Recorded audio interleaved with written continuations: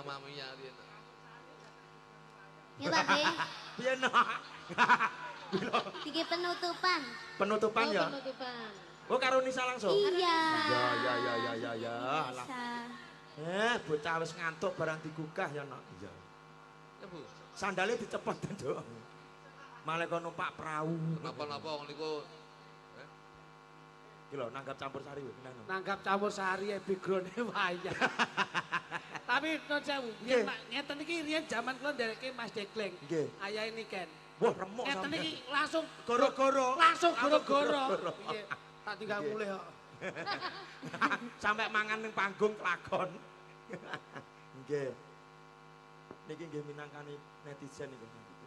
Nggih. Lagune apa mangan? Iya to do dikali. Lah iya penutupan. Mangken Niken mau ki njaluk kabeh kon ngadeg iki ora nyanyi Lah terus? foto KTP.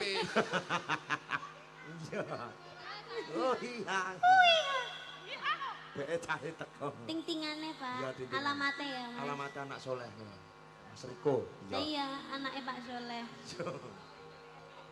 Nisa dibawa nemik, dikak nemik. Lagune apa, Dok? Ken lagune apa? Alamatnya Pak Soleh. Kono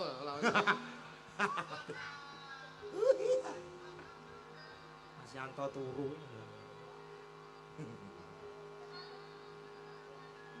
Komeno to. Ayo.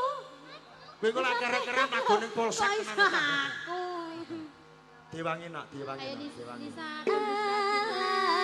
Alamatnya anak. Iya. Oh alah, tepuk tangan Bapak Ibu. Nggih. Soleh iku papa. Soleh papa kuwi lho. Soleh papa. Papat. Oh papa. Nggih. Ba'dane mukmin anut ing syariat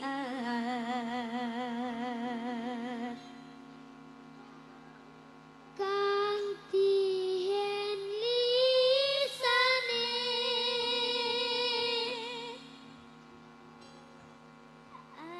alus ngendikane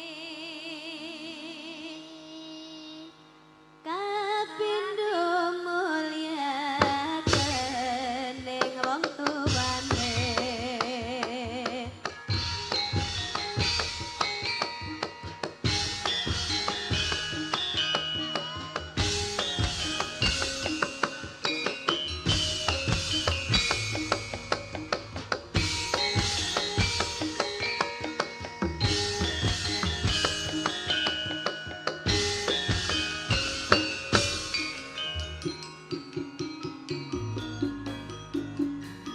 Alamate anak soleh iku papa padane mukmin anut ing syariat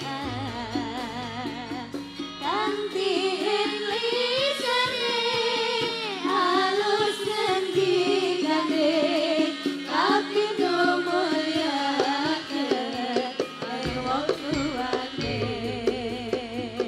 ya Rasulullah salamun alaik ya Rabbi asya liwat roji anta dayati roja alamin ya uhailaju liwat roji asik bocah cilik-cilik uga marang sedulur gawe becik